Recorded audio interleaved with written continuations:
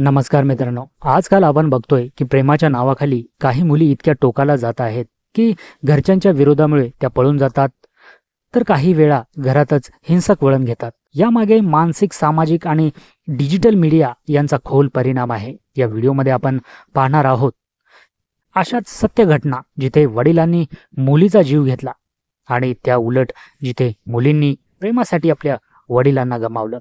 त्यामागचं मानसशास्त्र, समाजाचा दबाव आणि शेवटी जबाबदारी कुणाची?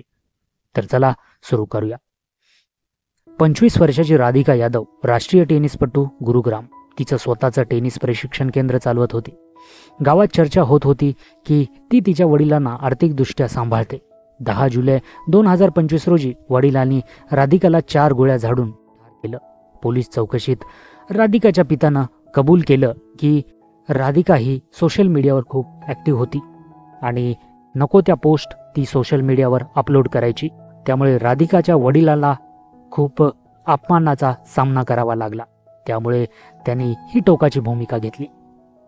त्यानंतर तिच्या मित्रमैत्रिणी सांगतात की राधिकाच्या वडिलांचा स्वभाव अत्यंत नियंत्रक होता. तिला कोणत्या मित्रमैत्रिणी भेटाव्यात, सोशल मीडियावर काय टाकावं इथपर्यंत ते ठरवत होते. ती स्वतंत्र होती, पण त्या स्वातंत्र्याचा तिच्या वडिलांना त्रास होत होता. या उलट मुंबईत 2025 मध्ये सोनाली नावाच्या विवाहित महिलेनं तिच्या प्रियकरासोबत वडिलांच्या विरोधात उत्तर म्हणून थेट हिंसाचार स्वीकारला. वडिलांनी तिच्या नात्यावर आक्षेप घेतला आणि त्यातून वाद निर्माण झाला. वादविवाद झाल्यानंतर प्रियकराने तिच्या वडिलावर हल्ला केला आणि सोनाली घटनास्थळी असूनही सोनालीने तिच्या वडिलाची मदत केली नाही आणि तिच्या वडिलाला या प्रकरणामध्ये जीव गमावा लागला. दुसऱ्या घटनेमध्ये एका 15 वर्षीय मुलीनं बंगळुरूमध्ये वडिलांचा विरोध हा तिला टोकाचा वाटल्यामुळे तिच्या प्रियकरासोबत मिळून तिने तिच्या वडिलाचा हत्येचा कट रचला आणि ती म्हणाली की आय जस्ट वॉन्टेड फ्रीडम. तिला स्वतंत्रता पाहिजे होती, म्हणून तिने तिच्या प्रियकरासोबत मिळून तिच्या वडिलाला संपवलं. नागपूरमधील प्रकरणातही अशाच प्रकारे वडिलांनी नातेसंबंध नाकारल्यामुळे प्रियकर व मुलीने एकत्र मिळून टोकाचा निर्णय घेतला.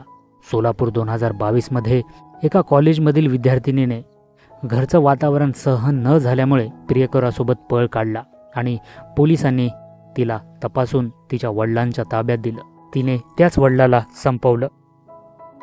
या घटना केवळ गुन्हेगारी नाहीत, तर त्या एका मोठ्या मानसिक संघर्षाचा आणि सामाजिक दुर्लक्षाचं लक्षण आहेत. प्रेम, स्वातंत्र्य आणि आपली जागा मिळवण्यासाठी चाललेली ही लढाई अनेकदा चुकीच्या मार्गावर जाते.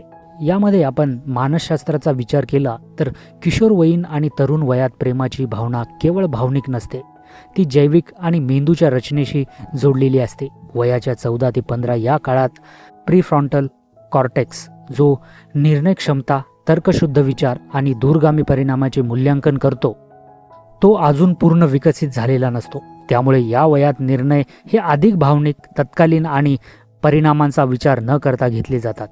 त्यातच मेंदूमधील इतर रसायनाचाही प्रभाव अधिक असतो.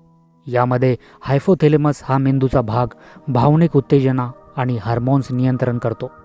तो ऑक्सिटोसिन, डोपामाइन आणि सेरोटोनिन या रसायनाच्या स्त्रावावर प्रभाव टाकतो. ऑक्सिटॉक्सिन म्हणजे प्रेमाचं हार्मोन. हे हार्मोन आलिंगन, स्पर्श, विश्वास आणि सतत संपर्कात असताना वाढत असतं. हेच मुलींना प्रियकराशी भावनिकदृष्ट्या बांधून ठेवतं. डोपामाइन ही मेंदूतील रिवॉर्ड केमिकल आहे. एखाद्याचं प्रेमळ संदेश वाचणं, त्याच्यासोबत वेळ घालवणं हे डोपामाइन रिलीज करतं आणि त्यामुळे तो अनुभव अधिक सुखद वाटतो. ही रसायनं मेंदूला शिकवतात की ही व्यक्ती माझ्यासाठी चांगली आहे. त्याचवेळी अमिगदला, जो भावना ओळखण्याचा आणि प्रतिक्रिया देण्याचं काम करतो, तो अतिभावनिक प्रसंगात अतिसंवेदनशील होतो. अशा वेळी घरातला विरोध म्हणजे धोका वाटतो. यामुळे घरीच शत्रू असल्याचा भास होतो आणि प्रीफ्रंटल कॉर्टेक्स कमी विकसित असल्यामुळे हे सगळं तर्कशुद्ध न वाटता फक्त भावनिक सत्य वाटतं. त्याचवेळी अमिगदला, जो भावना ओळखण्याचा आणि प्रतिक्रिया देण्याचं काम करतो, तो अति भावनिक प्रसंगात अतिसंवेदनशील होतो. अशा वेळी घरातला विरोध म्हणजे धोका वाटतो. त्यामुळे घरीच शत्रू असल्याचा भास होतो. प्रीफ्रंटल कॉर्टेक्स कमी विकसित असल्यामुळे हे सगळं तर्कशुद्ध न वाटता फक्त भावनिक सत्य वाटतं. या भावनिक प्रक्रियेमध्ये प्रियकर जर नियंत्रणवादी गॅस लाइटिंग करणारा असेल तर तो मुलीच्या निर्णयावर पूर्णपणे प्रभाव टाकू शकतो. ती मुलगी घर म्हणजे कैद आणि प्रियकर म्हणजे मुक्ती असं समजू लागते. हा मानसिक भ्रम असतो, पण त्या वयात तो खरं वाटतो. या सगळ्या जैविक प्रक्रियांना जर समाजाकडून योग्य मार्गदर्शन, संवाद, समज न मिळाली तर त्या गुन्हेगारी वळण घेतात. त्यामुळे विज्ञानही स्पष्ट सांगतं, ही केवळ मुलींची चूक नाही तर जैविक घडामोडी आणि सामाजिक अंधत्व यांची साखळी आहे, जी मुलींना प्रेमाच्या नावावर अपयशाकडे नेते. आज मुलींना सोशल मीडियावर प्रत्येक सेकंदाला संदेश मिळतो, तुझं मन ऐक, follow your hearts, toxic family, run away. Instagram reels आणि यूट्यूब शॉर्ट्सवर हे संदेश सतत तिच्या फीडमध्ये दिसतात. अल्गोरिदम एकदा अशा प्रकारचं कंटेंट ओळखतं की तो वारंवार दाखवतो. याला कन्फर्मेशन बायस्ड म्हणतात. जेव्हा इन्फ्लुएन्सर एका मिनिटात भावना उभ्या करतो तेव्हा मुलींना वाटतं की तोच त्यांचा गायडिंग लाईट आहे, पण हे क्षणिक असतं. प्रियकर अशा रील्सचा वापर करून मुलीला मानसिकदृष्ट्या तयार करतो.